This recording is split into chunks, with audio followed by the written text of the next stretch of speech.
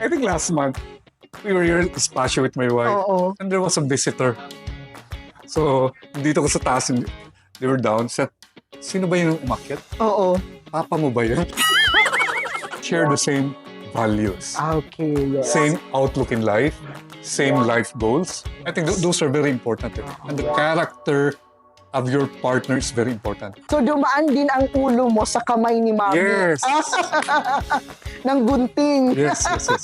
Back when we still had more hair. Yes. You marry the right person.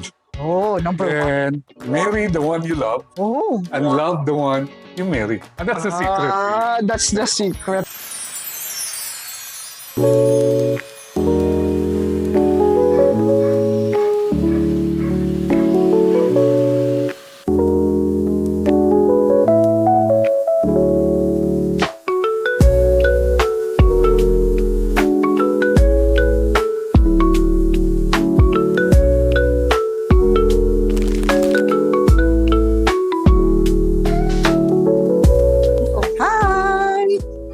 Good afternoon! So, nandito tayo sa Espacio. So, we will be having our own story, your own story here in Espacio Arts and History. So, guys, yun. You want to order, they have lots of choices, yun. But most importantly, right now, I'll be interviewing a very important person that we all wanted to hear about his wisdom regarding love, life, and everything. Okay?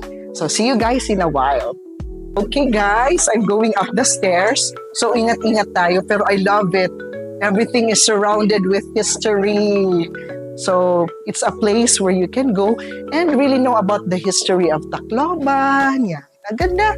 So nai-inspire ako kasi, syempre, medyo social history savvy din ako nung mga younger years. So nung bata ako, sumasali ako ng mga contest and usually regarding social science. So, kaya yun, history is very important.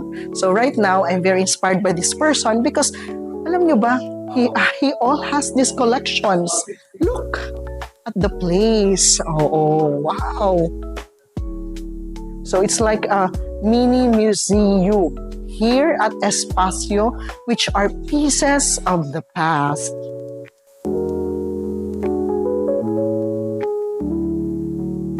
Sa mga newer generations ngayon, mas maganda pumunta tayo dito para we will know of what happened to Tacloban City during the earlier years and how we are molded today as who we are.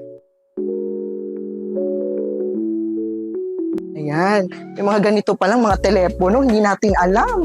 Oh guys, iba-ibang tawag nito, like mga Pepsi, Cheers. Hindi ko pa nga nakita to eh. Pero ito, naabutan ko nung bata ako. Pop Cola, very popular. Yun. Eh, ito yung mga bata pa tayo. Ngayon, cook saktuan, cook mismo na eh. Hindi ko na rin alam. Oo. And then yun. So, mga remnants. Nung I think this was the World War II. Oo.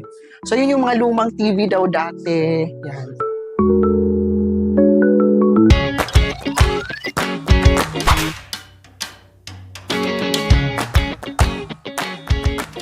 Guys, it's me again. Welcome to Dr. Y Skin Talks. Now, we will dive deep into life's layers, much like we do to our skin, diba? Oh, today, we have an incredible special guest, someone whose impact on Tacloban actually goes beyond politics. He's a businessman, a community leader, and most importantly, of course, a husband who's still head over heels in love for his wife. So everyone, let's give a warm welcome, okay? Aka known as Vice, the former Vice Mayor, a servant leader, entrepreneur, a husband, and a father. So I would like to warmly welcome Sir Sambo Yaokasin, or as people lovingly call him, syempre, as always, Vice.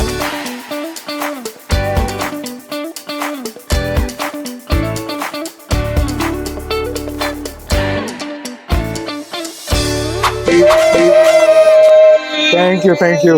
Thank Thank you, you. guys. Oo. So it's my sixth episode, Oh. and I'm very, very honored to have you in Dr. Y Skin Talks. Okay. Thank you. Thank you. Actually, I'm kind of nervous right now kasi I've heard Vice during the opening of Clutch and Mitch, and dito ko talaga na kuan nga, so very talaga inspiring, or inspiring words to those two young thriving Yeah. entrepreneurs. Oo. So yun. So let's have a seat, Vice. So Sige. ikaw naman ang iya-hot seat ko. So I'd like to ask about regarding what is espacio. Ah, Oo. Kasi I've heard it's arts, so it's history, but at the same time, it's a coffee shop. So it's something different from the other coffee shop that, syempre mahilig din ako mag-coffee shop, Vice. Parang kami, every night ng husband ko, we always wow. visit to, kamagastos Pero it's our way of relaxing ourselves also, and enjoying the yung mood, being in a coffee shop and everything. Oo. So tell me about Espacio first. Espacio really is a pandemic passion project. Yes. PPP. So during the pandemic, I had nothing to do. Kasi lockdown mo na ito kita, di ba? Or yung piscina, staying at home. Siguro, if I stay at home every day doing nothing, I'll go crazy. Yes. So I have to be productive every day. So this is that project. No? So Espacio really is a play of words of space. So it's a creative space for arts, food, and history. History, yes. Oo. Kasi history sabi gihapon ako. Wow. Yes. During my younger years, I usually compete in mga social history. Oo. Kaya nga, I was amazed kasi ako din, I love museums and everything. So it's actually my first time to see everything here. Oh, so thank you. It's amazing. And most probably, our younger generation, they should have a field trip. Dapat. Kasi my dream when I was in public service really that the city will have its own museum. Museum, no? Oo. Yeah. So I even authored an ordinance creating the Tacloban City Museum. Yes. But I was not able to do it. Oo. So now in the private sector now, so I have the freedom to do it. So I hope that this one will inspire the National Museum to yes. set up a real historical museum din sa Tacloban City. Tacloban, yes. I think ito waray din he actually haaton is to set up a museum because I know in other cities locally here in Region 8, they have also museum already that will cater not only the history but also encourage mga young artists to be able to promote their mga yung mga arts din nila. Oo. So parang nagiging space or haven for this mga young aspirants. Oo. So calling everyone out there, hopefully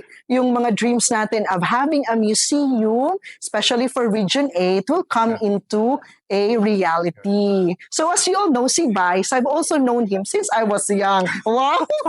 Because my father, Attorney Pani, so also used to be a public servant here in Tacloban. I think you had a chance to be maging estudyante and also being a public servant here in Tacloban City. Yeah. I had the chance of being a colleague of Sir Peter. So when I first entered politics, so I was a city councilor then, and I was together with your dad, Sir Panis. And I would tell you, Sir Panis, hiya ay naghasa akon. His brilliance, knowledge of the issues, waray ito hiya katumbas. No? So I've learned a lot from him. But your mom is the one. So we were teenagers. And so dumaan din ang ulo mo sa kamay ni Mami. Yes. Nang gunting. Yes. Back when we still had more hair. Yes. But you still have hair, Vice. Hindi pa naman nalalagas lahat. So I had to visit you. Well, yun. So, actually, si Papa kasi, he still gets to have, how do you call this? Yung invites of talking about parliamentary procedure. Master niya yan. So now, si Bai, so I'll be asking a few questions. Actually naman few, madami din sila. Almost all guests, I have at least 10 questions in mind. So now, Vice, you've been known for many things, basically in politics, being a community leader, a servant leader, also an entrepreneur. But what really stands out is how you talk about, wow, everything about love life talaga tayo ngayon. About your love for your wife. So let's talk about your relationship. So are we ready, Vice? Oh, yes. Oo. Kasi si Vice and si Ma'am Kat are one of the most admirable couples here. Oo. So in Region 8. So it's someone that we look up to. And then it transcends also to the businesses that you have. Like dito sa Espasyo. O nakikita talaga yung love na it's there. Oo. So, number one question. You've been married for years and still talk about your wife like you're in the dating stage. Oo. Kasi Vice, kahapon, I had a talk with younger generation. Iba na pala ngayon. You start with talking stage. And then the next one is situationship. Nahilo na ako. May situationship na pala. And then next na, okay, are we in or not? Oo, tayo na ba o hindi? So the evolution talaga ng dating through time. So for all the young men out there trying to find the one, oo, lahat naman tayo naghahanap ng the one. Not only men, but also women. What's your secret to keeping that spark alive after the honeymoon stage? Oo. It's very simple. You marry the right person. Oh, number one. And marry the one you love. Oh. And love the one you marry. And that's the secret. That's the secret pala. So if you marry the wrong person, nako. So disaster. Disaster. Oh. So guys, sabi ni Vice, marry the right person. Yun talaga yung una. Pero how can you find the right person? Well, there's always people around you. Yes. You have to make sure that you share the same values. Okay, yes. Same outlook in life, same life goals. I think those are very important. And the character of your partner is very important. Kasi there's no perfect person. And there's no perfect marriage. And you have to work on it every day. And that's what we're doing with my wife, Kathleen. So we've been married for almost 25 years now. 25 years so by na. next Feb, we'll be celebrating our silver na. wedding. So 25 years, it just passed by very fast. Oo, ang hirap nun how to sustain that kind of relationship. Sustain talaga. Because it's basically hard on how to keep the spark alive.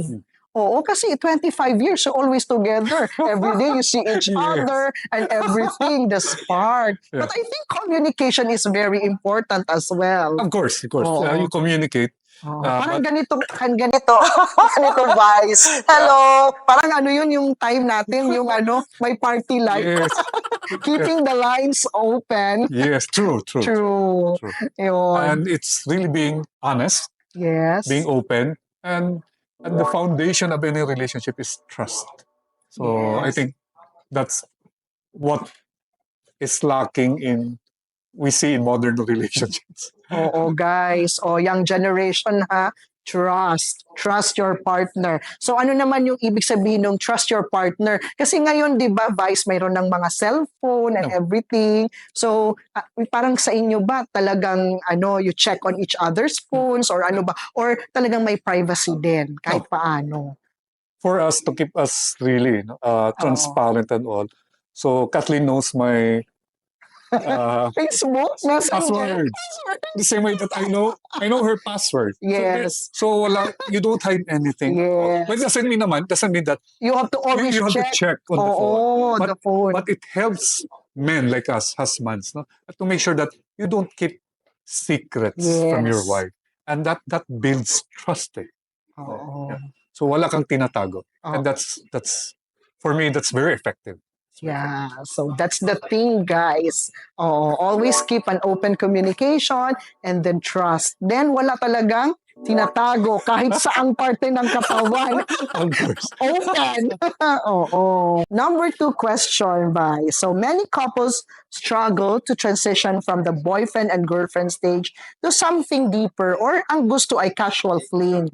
No labels or very long engagements without formal marriage. Which is yung ano ngayon, yung tinatawag natin na nag-live-in. Oo, tama, di ba? Okay, what's one thing you think men often get wrong in relationships and how can they address it? Oo. Generally, men are afraid of commitment. Commitment. Oh! Yeah. But that's where they are wrong. Kasi Yes. the bond of marriage, when you commit to marriage, it provides you, one is stability, Yes. second is security. Saan in a relationship to prosper, you need both. And only with marriage can it provide both stability and security. Kasi if there's no marriage at all, parang you're always thinking, baka palitan ako. Baka I'm not as beautiful as before. Yes. Walang bond. There's a binding relationship also from God, di ba? Oo, Vice. So parang ang gusto ko sabihin, Vice, tatlong S, SSS. Social security system. Yung sinabi ni Vice, security, stability, serenity. Yeah. Yeah. So there's peace of mind. Actually, when you're in marriage, at least you know your partner's gonna be there with you through the ups and downs of life. Kasi may marriage eh. Pero kung wala, now you're good. Dito ka. But once you fail, makaiwanan ka na ng partner mo. Oo. So, dapat kailangan talaga yung 3 key na yun. Commitment. Oo. So, yun. So, yun pala yung pinaka-importante. Security, stability, and serenity. When you have those 3 key, you will never go wrong. Yes. Hindi nagdagan ko na lang kahit dalawa lang na sila. That's very good. But at the same time, spiritual guidance, I think, from God, yes, di ba? Of course. Oo. Kasi, dati kasi, Vice, hindi ako na, during our younger years, I would always hear that from other people na, let God be the center of your relationship. Oo. So, yung relationship din pala, nag-fail if in marriage, you don't put also that one in the center because that's the binding talaga ninyo. The higher ups, ika nga. Oo. Yesterday I officiated a wedding. I said, in a marriage or in a wedding, there's contract. You sign a contract. A contract is between two persons. 2 persons, yes. But a covenant is between 3 persons. 3 persons. So it's the husband, the wife, and God. Yes. So if there's gonna be a third party in your relationship, it should be another person. It should be God. God, should be the third party. Okay. So maganda yun. Kinabahan ako. Anong third party yon? Pero guys, hindi naman to pangit na third party. Magandang third party. Siyempre, yung magbabind talaga sa inyo lahat. Siyempre si God. Okay. Number 3, juicy talaga. Alam mo yung mga usapan natin parang may meaning. May pangatlong meaning. Pero actually, we will just keep it light also. So I've seen you post about your wife on social media often, and the love you show is very evident. How do you balance that with ensuring private moments remain special, intimate, and at the same time consistent? Not everything that I Kasi post. public, siyempre mga public figure din po kayo. So not everything that I post really is our daily life. So those are snippets of our life together. Yes. But the daily life hidden from the social media is the one that's very important. Yes. For us, making sure why we post is that number 1, it is to appreciate my wife publicly. Kasi yung ibang husband, tinatago nila. Tinatago ba? Public.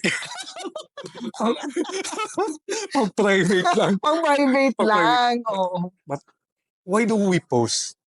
It's only to encourage other couples also. That you also have to appreciate your spouse or your partner in public. Yes. Hindi naman PDA.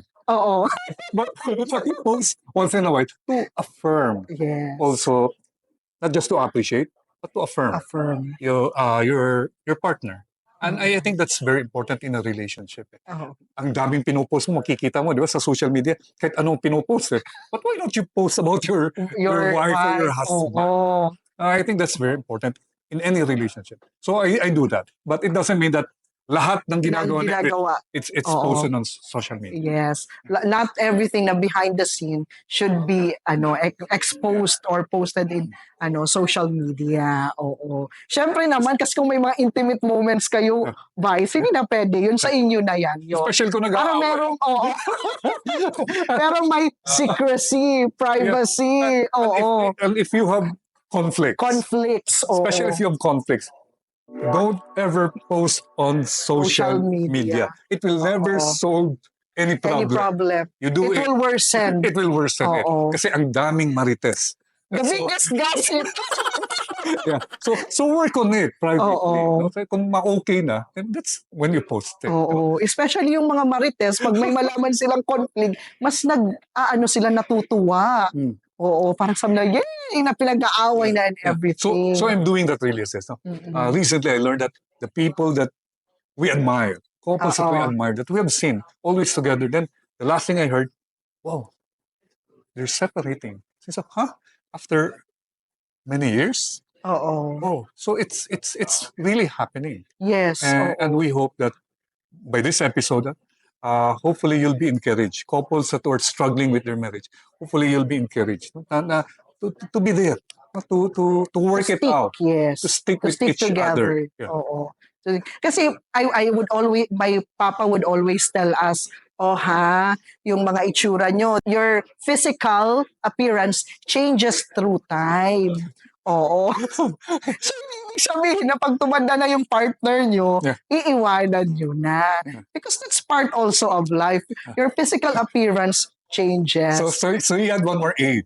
Sabi ko kanina, appreciation, affirmation. Appearance. Acceptance. yun guys, accepting that, each and everyone is aging. But we can also age gracefully naman. That's why appearance is very important. So we have to go to your place. Diba? Kasi it doesn't mean that you accept a person, ganito na. Ganito na. But then, that's why we have technology. Yes, there's always room for improvement. So you want to stay beautiful. You want to stay handsome. Yes. Not only for vanity. But also for your partner. Gusto mo naman yung spouse. And for yourself. And for yourself. Also. For self-love. Self-care. So I think that's very important. That's why, Vice, maintain ka talaga. So what's the secret why you maintain to be fit, physically fit, you still remain young despite the age? May I ask, Vice, how old are you? Parang never ask a woman in public. You never ask a woman how old she is. You can always ask a man how old. I'm 54. Right? Diba? So, Vice, para ka lang 45. But the hardest thing is this. So, yung secret in terms of daily activities like diet, exercise, diet, everything. So I do intermittent fasting now. So I only twice a day. Okay. Yan pa sinasabi ni Mami din. Kumain ka lang 2 beses o isang beses sa isang araw. Oh my God. But I think last month, we were here at Espacio with my wife. And there was a visitor. So, dito ko sa taas, they were down. Said, sino ba yung umakyat? Papa mo ba yun? So I have to keep myself younger. So there's a pressure. But usually, you do intermittent fasting, but at the same time, you do exercise, or what's your daily routine? Yeah, there is walking, especially when we were still in public service. So I would visit the barangays. So that was part of my exercise. So at least 10,000 steps a day. Yes. You have to advocate for 10,000 especially when you travel abroad. Right? So 20,000 to 30,000. Hindi tayo nagre-reklamo. Pero naman kasi, Vice, ang ganda ng weather doon. Weather, sidewalk, the transport system, everything is connected. Yes. Pero yung problema ko dito sa Tacloban, ang init. parang itim ka na, tagapawis ka pa. Naku, marami talagang excuses, guys, pag hindi mahilig mag-exercise. Pero kung mahilig mag-exercise, wala yan. Anything under the sun, whether it's raining or it's sunny. True. Kaya yun. Okay, number 4. Now, as you all know, love is very important, but so is providing for your family. How do you manage being a businessman, a public servant, okay, a servant leader, and still make sure your family gets the very best of you? Oo. So, I tried time management before. But there's no such thing as time management. I learned, no? Kasi you only have 24 hours, a day. yes. So now, I learned to prioritize. So you prioritize your marriage, you prioritize your family. Then, yung schedule mo. So it's based on priorities now. No? So you know what matters the most in life at the end Yes. is it's your family and your wife. So what I did is we make sure mornings at the time when they were young, I would drive them to school every day. Kailangan pala magising ng maaga. So sila Rex probably should do that. Yes, Vice. Kasi wala ng driver. So, he is forced to drive the kids. But actually, it's a nice thing also kasi it's a form of bonding. Oo. But I tell you, once they're grown up, they remember that. My dad would drive us to school. So those memories are very important. Okay. Second is dinner. So make sure that you're home for dinner. So you could have dinner together. Yes. Kasi lunch, nasa school na sila. At dinner, everyone's home. Then my activities. And then no cell phones while on dinner. Of course. Kasi ang problem ngayon, they took photos every time. Yeah. You're sitting together but everyone's on their phone. So my schedule, kung may barangay activities like before, it's before dinner or after dinner as much as possible.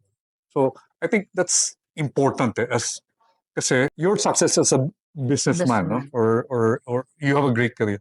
But if you're a failure at home, it defeats the purpose. So it's a matter of prioritizing. I think that's the secret of being able to give yourself fully. Hindi naman lahat ng oras. But then while you are there, make sure that you spend time with the people that you love. Every occasion, no, or in every school activity of your kids, somehow, no, in their heart, they know that they are very important. The fourth one is very important. Allowance. It's important to teach them that while even if you're a victim yourself, yes, it's not an excuse not to help. Yes. Thrift shopping kami. In other words, tawag natin, ukay-ukay.